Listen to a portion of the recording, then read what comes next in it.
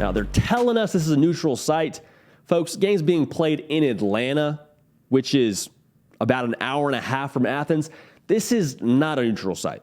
This thing will be painted red with Georgia fans, and it'll be a road kind of atmosphere for Oregon. Now, Georgia is coming into this game as the reigning national champs. Finally got the monkey off their back, finally beat Alabama, finally put the crown on their head as the kings of not just the SEC, but the entire country. And all this offseason, the talk was about NIL and transfer portal and conference realignment and changes within the game of college football, and there wasn't a ton of limelight shed towards the Georgia Bulldogs. So I'm curious to see in this game, how much of an attitude does Georgia have about themselves of, hey, no, you need to remember who we are. You must have forgotten. There was all this talk about everything else besides us winning the Natty this past offseason. Here's your reminder. We'll see what kind of attitude they come out with, but I think that's something to watch. Oregon being the 17-point dog, how would they win this game? Well, for starters, what do they have in-house? They have a head coach who is a first-year head coach, Dan Lanning, who, oh, by the way, was actually on the other sideline a year ago as the defensive coordinator for the Georgia Bulldogs. So he got himself some jewelry and is now going to manage his program against his former team. But you got Dan Lanning, then you got Bo Nix, former Auburn quarterback who has played his fair share against Kirby Smart. I think they have 3 different competitions where they've had to play against each other. So Bo Nix is familiar with what Georgia is made of at the very least. Like the speed of the SEC game, you hear that all the time about how much faster that is. I don't think that'll be a ramp up at all for Bo Nix. So maybe that's the advantage there. How does Oregon win this game? I think it starts and ends with Bo Nix. Georgia has 8 starters they're replacing on defense. So 8 different cats that have never played together in an 11-on-11 situation. And that matters. Don't get me wrong. These are all dudes. I haven't seen a lot of them play yet. Neither have you. They're all dudes because Georgia recruited and probably developed them. So that's the first thing.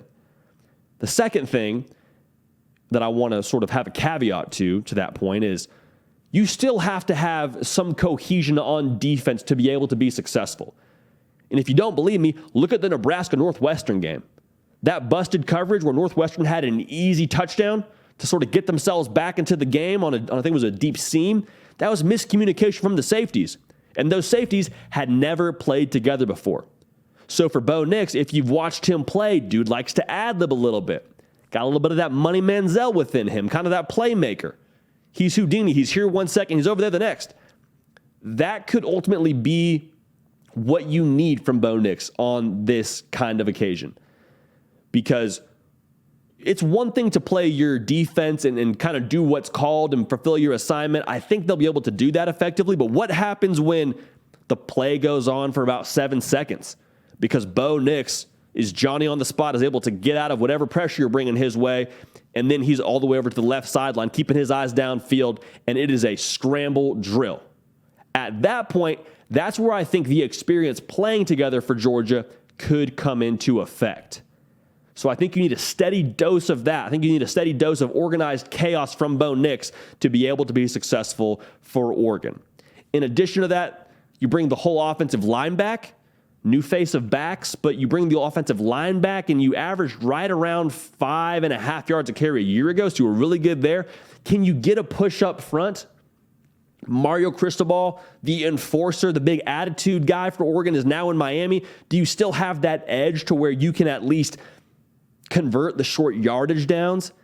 Because they're going to have to be able to convert short yardage against Georgia. If Georgia is ever vulnerable, this will be the game.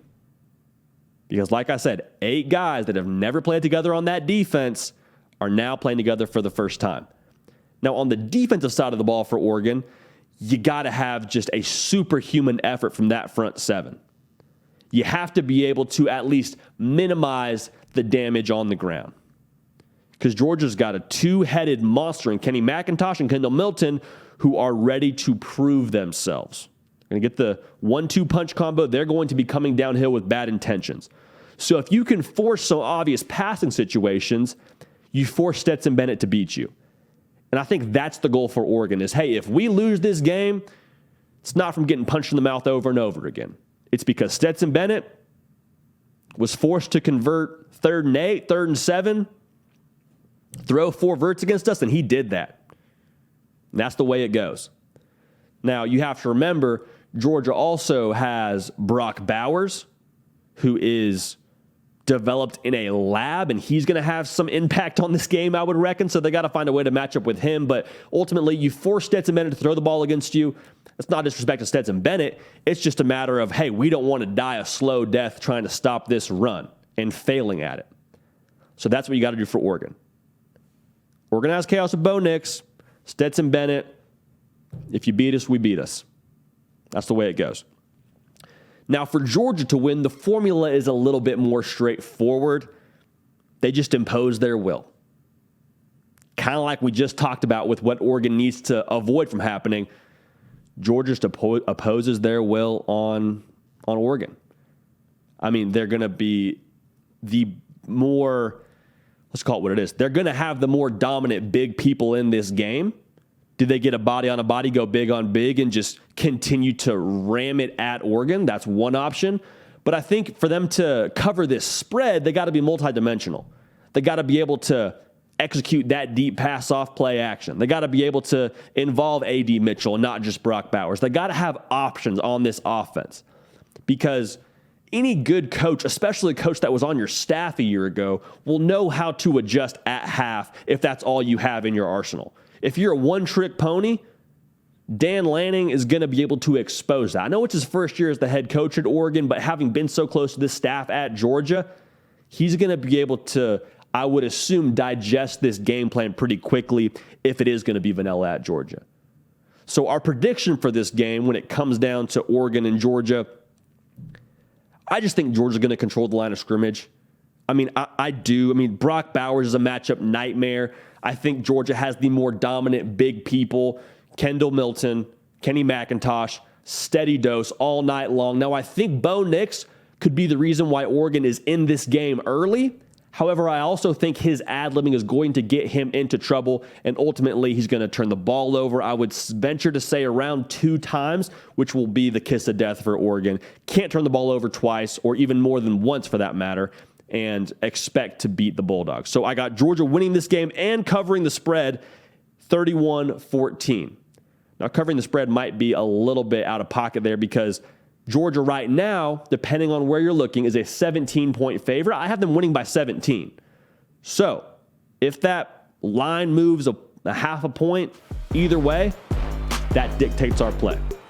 But I think Georgia wins this game. I think they win it pretty handily. And remind everybody why they're Georgia. Hey y'all, thanks so much for watching. Subscribe to the channel here to make sure you don't miss an episode of The Hard Count. Also be sure to check out other videos on the On3 YouTube channel.